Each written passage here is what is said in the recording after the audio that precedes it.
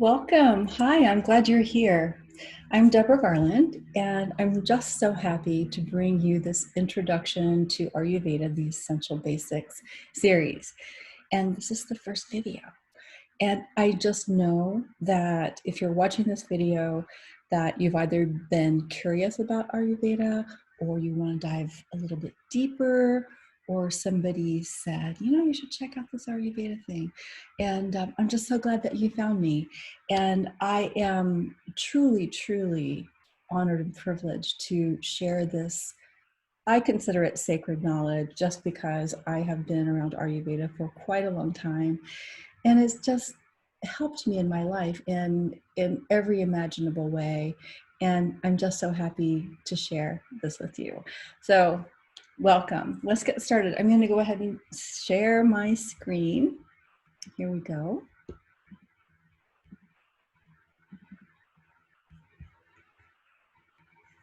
Okay. So chapter 1, Ayurveda, an essential introduction. So we're going to learn the very basics in this series.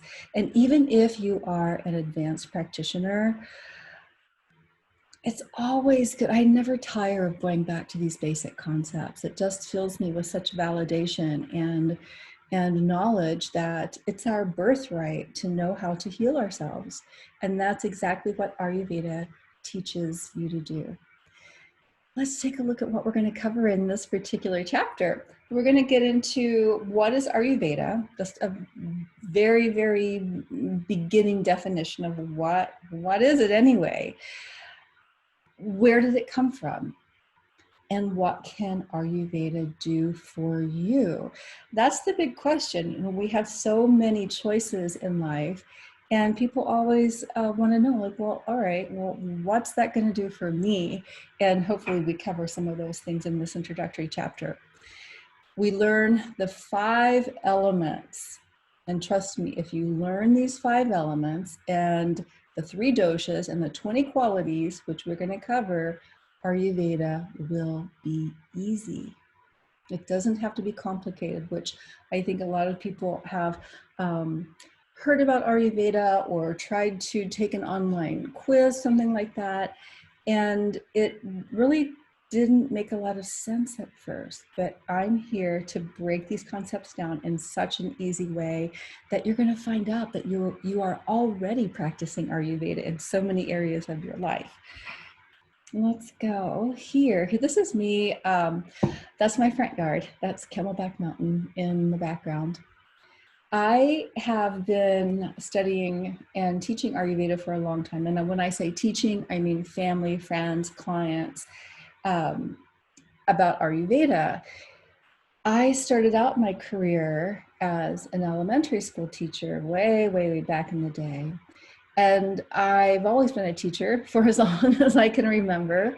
When I finished graduate school in a degree called Educational Design and Technology, that was way back in the Fred Flintstone era when computers were first coming out and people needed to learn all different ways of learning instead of just pencil and paper in a book.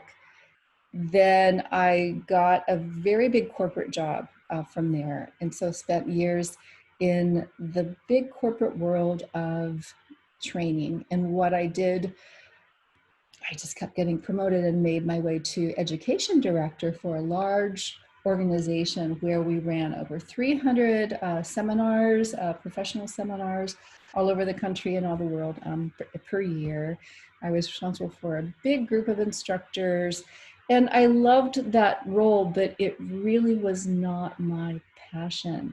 So it was very nice transition for me when I chose to focus my life on yoga, Ayurveda, and also 2 kids came along at that time. So my life switched out of corporate into more healing arts.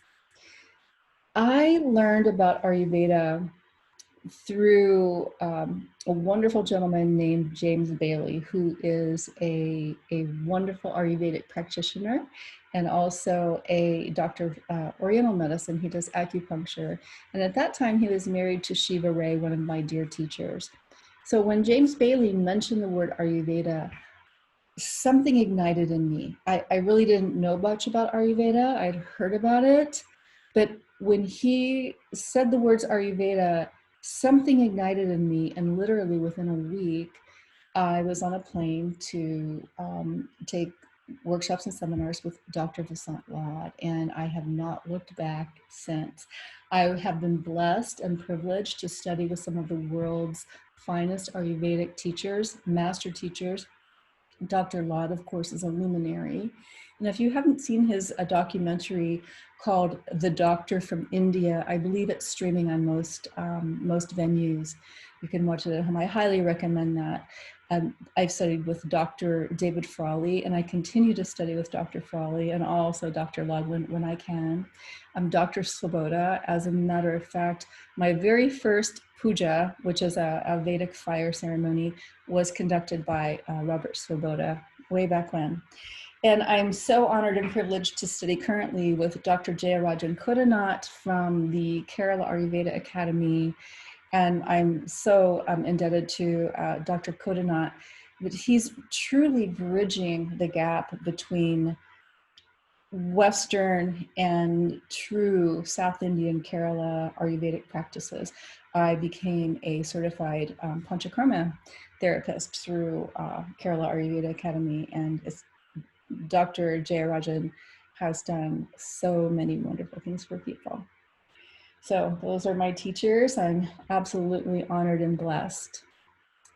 And this is kind of a fun thing. I like to call myself the Martha Stewart of Ayurveda because I like to sew. I make the covers for our clinic treatment tables. I love to cook. I love to formulate Ayurvedic medicine. So I love to create custom formulas for clients. I also make about 99%, 98% of the products that we have here at Eternal Radiance Ayurveda. I also like to create beauty and harmony in everything that I do, professionally and personally. And it is such a beautiful expression of how to balance your surroundings and live in divine harmony with nature when you choose to make things sacred all around you. And that's what I do every single day. I garden, I grow my own Ayurvedic herbs, I make my own essential oils. You kind of get the picture. So that's about me. Let's get going with introduction to Ayurveda. You know, when people ask what is Ayurveda, if you have been asked, if you kind of are dipping your baby toe into the water, which that's what we're doing today, just learning a little bit about Ayurveda, somebody might ask you, well, what is it? It's very challenging to give a one sentence definition of what is Ayurveda, and let's find out why. Ayurveda truly is ancient medicine for our modern world. It originated thousands of years ago in India, and we go way, way back to the beginnings of civilization, really. And this ancient knowledge was passed down through orally, through what we call mantras in the language of Sanskrit. So these were oral teachings. We know that we had a period of time when enlightened knowledge was commonplace, and very, very learned rishis and seers knew the inner workings of the planets, the stars, the inner workings of our human anatomy. They knew the inner workings of plants and minerals and herbs and medicines. So eventually these teachings were captured and written down, and we have a whole body of work called the Vedas, which are knowledgeable texts or texts, sacred texts full of beautiful, wonderful information, philosophies, medicines, sciences, all those sorts of things. And that's where Ayurveda originated. We look at each and every person as a unique and complex individual. There is nobody else like you. Just like we all have an individual fingerprint, You are the only you in the entire cosmos. You are unique and you are complex, and you should be celebrated. Ayurveda acknowledges this as very much individual medicine. But most importantly, Ayurveda is lifestyle medicine. It doesn't, when you look at your entire life, you're not just, what you eat, you're not just your relationships, you're not just your job, you're not just your likes and dislikes. You are a whole conglomeration of complexity. And Ayurveda looks at every aspect of your uniqueness, not just in healing, but in balancing every area. Kind of, what time do you go to bed? Do you like to sleep late? Do you like to get up early? All of these things are considered in Ayurveda. We look at preventing disease, but we also look at treating. But most importantly, we look to make very subtle changes, sometimes bigger changes, but we want to make changes in our lives that keep us balanced, healthy, so that we can live a long, vibrant, fulfilled life well into our later years. The one thing I love about Ayurveda is that Ayurveda goes to the source, it goes to the root of an issue, whereas some systems look at the symptom of what you may be experiencing and just treat that symptom like, oh, okay, maybe there's some poison ivy and let's just put some calamine lotion on there and it'll go away. Ayurveda likes to go a little deeper. Say you have more of a deeper skin situation like a psoriasis or eczema. Instead of just putting topical just to get some relief, Ayurveda looks at what imbalance occurred in this individual to create a progression that led to that condition. It is actually just a beautiful, beautiful system, and I'm kind of favoring Ayurveda in everything I do, because those of you who know me, I'm kind of a bona fide Ayurveda geek. I get up every morning. I love what I do, and I'm just so excited to dive into more Ayurveda. It's a lifelong, many lifetimes journey, and I'm just scratching the surface. So we do treat symptoms, but in order to keep the body balanced, even before something erratic creeps up in the body, we like to maintain harmony and well-being. And some of the treatments in Ayurveda are famous for their feel-good nature and for their ability to soothe the senses as well as deeply nourish all of the tissues in the body.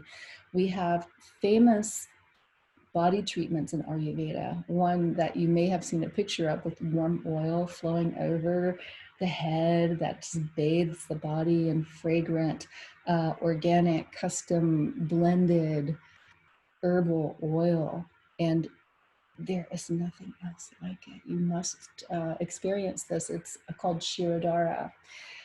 So the interesting thing is that a lot of our treatments in Ayurveda are featuring specific oils. And the Sanskrit word for oil is called sneha. And you know what else sneha means? Love. So every treatment in Ayurveda is done with such love, such care. Every inquiry into you is done with compassion and care. That is the hallmark of being an Ayurvedic practitioner, but that to me sets the Ayurveda practice apart from some other modalities. So you're this far into the video, so you're in for a wonderful treat if you haven't experienced deeply into Ayurveda yet. You will. So let's go way, way, way back. This story called Churning the Milk Ocean is a beautiful story, like so many things in the Vedic tradition. There are so many rich myths and stories that illustrate concepts in just colorful, just universal ways that all of us can understand. But in this class, we don't have time to go into telling the story of Churning the Milk Ocean, but I did put a couple of links in your member portal. There's a PDF called Churning the Milk Ocean in the documents in this particular lesson. So you can go and click on a couple links and look at a couple videos, maybe download a PDF to see a little bit more about this classic story of good versus evil, the asuras, which are kind of the bad guys, and then the devas, which are kind of the good guys, are in this cosmic turmoil. And to make a long story short, after churning these battles, some gifts begin to pop up. And one of the gifts that's popped up out of the ocean from this, resolution of good over evil, evil over good. It's just a human timeless conflict. Out arises this beautiful vessel, golden vessel, filled with the nectar of immortality called Amrita. And this beautiful deity is named Lord Dhanvantari. And you can see he's holding this vessel of immortality. And Lord Dhanvantari is the Lord of Ayurveda. So when we look at what Ayurveda is, it's truly the science of longevity and the art of living beautifully. It's absolutely a divine practice. And the story is rich. So if you do have a few moments, I encourage you to go and check that out. So Ayurveda, it's the world's oldest healing system that we know of. Its origins are thousands of years old, and it came from India. Now, anytime we have a Sanskrit word, it's good to pay attention to that. Sanskrit is a language that has a high vibrational quality. And just by saying the Sanskrit words, you'll feel the tongue vibrate a certain way, and it creates a wavelength. I like to describe it as tuning in a channel on the radio. Now, I'm old enough to remember transistor radios where you had to use an analog dial and you had to dial right in and so you could get a clear signal. That's kind of the way the Sanskrit language works. So when we hear those, we don't have a lot of Sanskrit words in this class, but when we do, it's nice just to marinate in that sound for a moment. So Ayur, Aryu, and Veda are two words that are joined together. It's called Sandhi. We join the two words together. So Ayur, Aryu is meaning life and longevity. It doesn't stop at life. This is where a lot of the Sanskrit definitions are very rich and full. It means life. It also means longevity. And Veda is knowledge or wisdom. So it literally translates as the science of life or the art of longevity. So this is one of the things I was referring to when people say, well, what is Ayurveda? And you just rattle off a definition. Oh, it's the science of life. You might get a blank stare like, okay, well, what is that? So unless somebody really wants to know, it can be a little challenging to explain just in a quick sentence. But I like to say Ayurveda is lifestyle medicine that helps you feel vibrant, healthy, and radiant well into your later years. Yeah, and it's true. I'm in my mid-60s right now, and I'm telling you, I don't know what I would do without Ayurveda. I cannot recommend it enough to people. And of course, again, I'm biased. It's a complete holistic system. It doesn't just focus on one area or another. It looks at the entire spectrum of your life. We look at balancing thoughts, speech, actions, looking at, sometimes people have a career that is causing them so much stress and anxiety. And so Ayurveda might look at this like, okay, is that really the correct career for you? Not that we recommend giant changes unless absolutely necessary, but sometimes going through an Ayurvedic intake process and analysis helps you identify areas in your life that, wow, maybe you had considered that before. Maybe there's a goal that you just gave up on a long time ago, or maybe that there's a hobby that used to give you joy and you just don't do it anymore. So those are the types of things that we help people get into what brings out the best in you. And this is where I think Ayurveda may be unique um, with any other modality, is that we know that there's nobody else like you. And Ayurveda understands that. So it's individualized therapy. So we know that there's no two people that are exactly alike. So somebody might come in complaining of diarrhea, and the next person comes in to complain about diarrhea, but they might get two completely different suggestions on how to bring their body back into harmony. Let's go to space. Look at this beautiful image of the Milky Way. So we've heard sayings that, or phrases, as above, so below, as within, so without. We understand in Vedic philosophy that our human form is, or our human body, thought, the whole ball of wax, is a microcosm of a grander universe. That everything in the cosmos can be found within us, and everything within us can be found in the cosmos. So I love it that modern science is starting to validate these sorts of things with quantum physics and dark matter and all of this new scientific information validating what the rishis and seers knew long, long, long ago, that what's holding everything in play is an intelligence, a cosmic intelligence. So the same intelligence that keeps the Milky Way spinning. It's hard for us even to believe that there are billions of galaxies. We can't even imagine our own.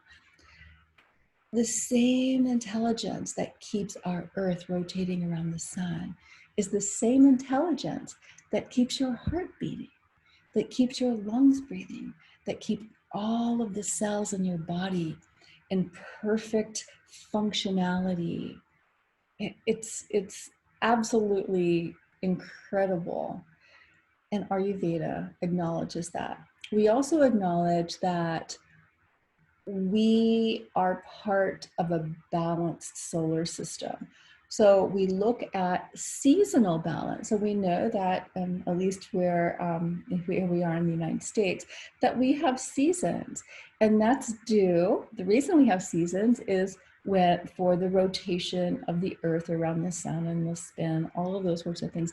Ayurveda calls that ritucharya, because we don't balance ourselves the same way in the summer as we do the winter time.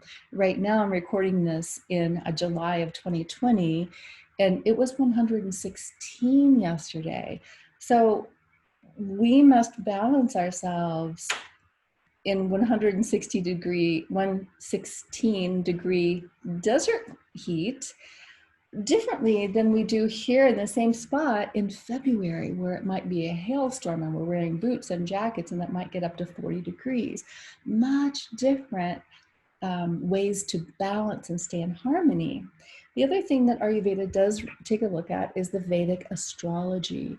So when you were born, if you were to look at a snapshot of the positions of the Earth, the Sun, the Moon, the Venus, Mars, Saturn, Jupiter, all of the planets, we're in a particular configuration. And we look sometimes at what that may look like in your particular composition. Maybe maybe something that comes up. There's a whole field of what we call Jyotisha, and it has the word light in it, the word Jyotisha. So I'm not a Vedic astrologer. That takes many, many lifetimes of balance, but I definitely have very good astrologers that I consult with regularly, and I have for many, many years, over 35 years. let's look at where you live. So we've got the grander cosmos, we have our solar system, and then we have to look at what's it like in your community, in your home. For example, let's look at the climate. Say you live in Alaska, in Anchorage. Would you balance yourself the same way as somebody living in Costa Rica? No, two entirely different climates requiring much different approaches to how to stay in balance. Do you live in an urban environment? Do you live in Manhattan? Or do you live in a rural environment on a beautiful, dairy farm in Vermont? Much different to balance. Then what's your home like? Do you have harmony in the home? Is there conflict in the home? And then what is the physical structure of your home? Now, this is something the home and the office. A practice called Vastu Shastra is something that we take a look at in Ayurveda. And Vastu is balancing architecture. So it predates feng shui. So you kind of maybe have heard of feng shui, of organizing the rooms in your house and the furniture. Well, there's a whole practice around Vastu where you can make changes in perhaps the direction your bed is oriented to get better sleep. Maybe the home you have has the kitchen in the wrong placement, so that the fire element of the cooking might be conflicting with maybe the water in the home. So there's all different ways that we can look at not only physical things, but also more subtle things in balancing you in Ayurveda. Then we get into the physical body. So we see that we all have very, very spiritual, subtle pranas or energies, where we get intuitive flashes, or we see something so magnificent that you just feel blissful. We call it the Anandamaya, that there's this blissful quality to our human life. And we look at all of the variations coming right down into the physical, gross, dense part of ourselves, our bones, our muscles, our blood, things that are that the body itself, the physical body, is made up of.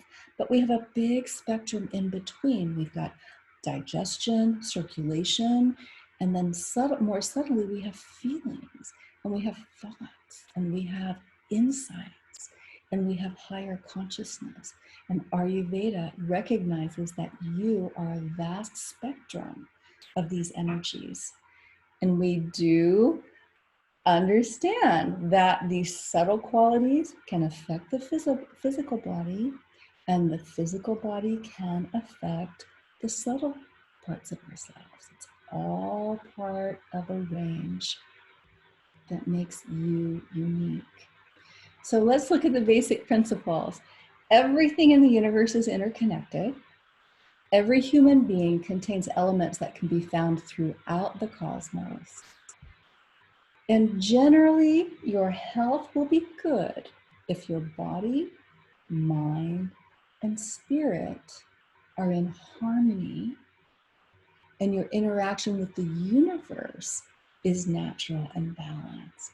So I also love that we are seeing so much more validation of the benefits of harmonizing with nature. There are whole practices. Have you heard of this being forest therapies, where you go into a beautiful forest and you walk and you allow yourself, your own body to be harmonized with the balances of nature. You also have practices of grounding, where I think they call it earthing now, where you take your shoes off and you walk on the earth to actually magnetically balance the physical body, but also harmonize your pranas. This is so important, and Ayurveda takes advantage of this in therapeutic practices, but also just acknowledging that the amount of time we spend looking at screens, even though you're looking at this video through a screen, you're looking into an artificially created environment.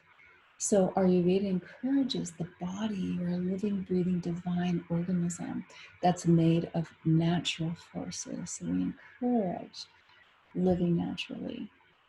So we also acknowledge that the disease process happens when a person is not in harmony with the patterns of nature. So these imbalances can be physical, emotional, spiritual, or any combination thereof. And we won't even get into the diet, but you probably know by now what happens when somebody for a length of time consumes highly processed foods, things that are just, everything on the label is a chemical, and it's not what your body is asking for. So we want to understand that there's an Ayurvedic process to bring any and every aspect of our lives into natural balance and harmony. So how does Ayurveda do all this? Well, first step is to understand that Ayurveda organizes the vastness of the cosmos into 5 simple elements. So if you get this part, Ayurveda will be easy for you. We have ether, which is space, air, fire, water, and earth. 5 elements, 5 fingers: space, air, fire, water, and earth. You see those all around you. See, starting out, oh, well, I see that. Well, you're already practicing Ayurveda. You already are practicing Ayurveda. So now let's look at the next thing. So those of you who are clients of mine know that I used to be an elementary school teacher, so I can say this word. I'm a stickler for knowing the qualities. So we want to understand that the qualities of the 5 elements, this word Panchamahabhutas means 5 grand elements. Each of those has a quality. You can describe it. So let's look at the quality of ether or space. Clear, light, subtle, soft, infinite. So in your world, if you observe something that's clear, or maybe a thought just keeps going on, it has the quality of space or ether. Air, mobile, dry, light, cold, rough, and subtle. When it's hot, we've got fans going on. It cools us down. Air moves. You can hear my voice because of the air. I'm just traveling. Fire, hot, sharp, light, dry, and subtle. Water is cool, liquid, dull, soft, oily. Sometimes it can be a little slimy. Earth, heavy, dull, static, dense, hard, and gross. So we're going to spend a lot of time on this. This class, video 2, video 3, and on and on and on. These qualities, if you can start to observe, which we're going to be doing some observing in just the next few slides, your world, and learn to describe what qualities are you experiencing? What are you observing in your world? You'll see that you'll easily understand, oh, well, I'm feeling some hotness, some sharpness. That's the fire element. So what do we do next? Now, this is what everybody seems to want to know. What the heck is a dosha? What is my dosha? Well, right now, we're going to learn about the qualities of doshas, what it is. But video 2 is all about dosha. That's the next video. So go ahead, finish this one, and know that the next video is all about dosha. But what you need to understand is that you must start with the basics. So if those of you who want to dive right into dosha, and you skip over this part, you're going to find yourself going back and it's going to be confusing. It has the potential to be confusing. It's kind of like if you learn to play the piano, you're going to learn some notes, and then you might learn to play chopsticks and then go on to play a concerto. Well, right now we're learning the notes and you'll be playing chopsticks before the end of this video, I promise you. So let's just look at the dosha in terms of what is it? A dosha is an organization of qualities. So we have the 5 elements: ether, air, fire, water, and earth. So when we organize the qualities of ether and air, we call that Vata dosha. When we organize the qualities of fire and a little bit of water, we call that Pitta. And when we organize the qualities of water and earth, we call that Kapha. Well, that's what we need to understand right now, that dosha is an organization of qualities. We know that the 5 elements are organization of the entire cosmos. And then we organize the qualities into 3 doshas: Vata, Pitta, and Kapha. So we all have all 3 doshas, but in varying degrees. So when we look at the organization of the qualities, which we call dosha, let's look.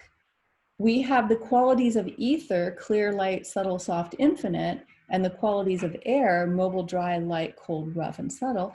But those are the qualities of Vata. If we look at the qualities of Pitta, they are the qualities of fire and water. See how we've come right back to these qualities. Organization of the qualities of water and earth are Kapha. And here we are. Vata: dry, light, cold, rough, subtle, mobile, clear. So you can think Vata is, it moves, you cool things down, dry something out. If we had a flood in our Ayurveda clinic back several months ago, and what did they do? They had to bring fans in, to dry it out. So you needed to get the air quality. Pitta, hot right now, where we are in Phoenix, that there's this Pitta season. Kapha, very liquid, very dense, very hard. It can also be soft. You've got squishy earth or hard, gravelly earth, both Kapha dosha. Now, here are the qualities presented in a little bit different form. And this is going to be very important when we get to video 3 on how to balance your dosha. What do I do? I know what my dosha is now. How do I balance it? Well, Ayurveda has a very, very simple way of looking at the fundamentals of how to bring something back in balance, and that is we apply the opposite quality. So we look at all the qualities. These are not new. These are the same qualities that we've been seeing in the past several slides, but we look at the opposite. We organize them into opposite of heavy would be light. Opposite of dull is sharp: cold, hot, oily, dry, smooth, rough, and on. This, there's a PDF in your member portal that you can download and print out with more information about the 20 gunas, means qualities, the 20 gunas. And it's one of these things that as you first learn about it, you're going to start to observe these qualities in your world. And then as you progress, you're going to be looking at deeper ways of the qualities of herbs, of foods, of activities, all sorts of things. And we start with this, and even somebody who has been, that's gone on to get, their PhD, and they're medical doctors, they are Ayurvedic practitioners, Ayurveda Vaidyas, come back to this information here. So this is This is important to know. So now let's make this real. We've had a lot of words, we've had a lot of background, but let's just take a look at our world. This is my backyard. And we are going to take a look at what qualities we might find. This backyard could be, anywhere in our Southwest desert environment. So what do we see? Do we see anything that's heavy? Well, yeah, those mountains are definitely heavy. And we see this gravel's down here. That's definitely heavy. There's a boulder down here. That's definitely heavy. And so do we see anything that's light? Yeah, we see there's light sky and we see, light color. There's a wall back there that has a light color. Do we see anything soft? Well, yeah, I see these little flowers and they're probably soft. Do we see anything that's hard? Yeah, we see a lot of things that are hard. Maybe again, the gravel and the rock. But do we see anything that is cold?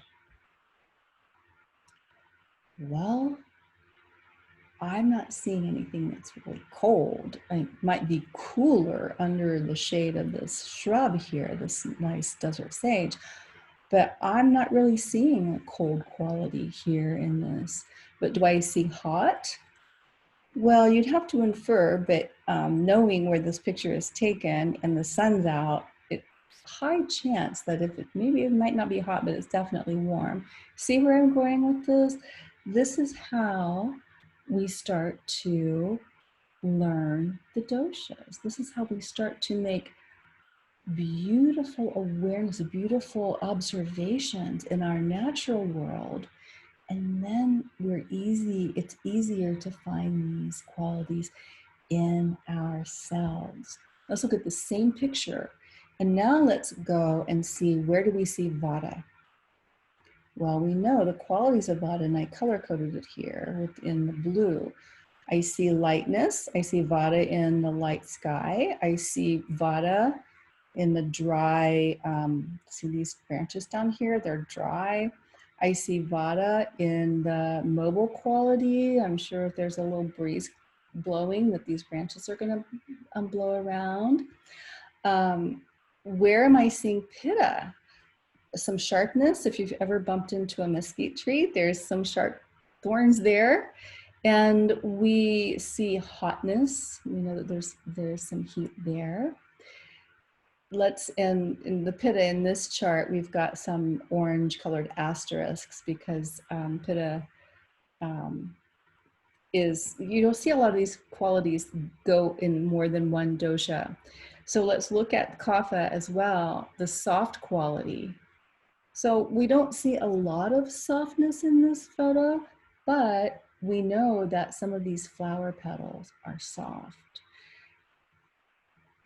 You see how this works? So the 20 elements are organized into 3 doshas. So you're going to be able to see dosha in your world, not just in people, but in your world we see dosha. So this is a photo in La Jolla, and this is my dear friend and fabulous photographer, Sandy Tenuto. And this is just moments before I got knocked over by a big wave. We probably should not have been down there where we were, but we were actually photographing Eternal Radiance Ayurveda products down there.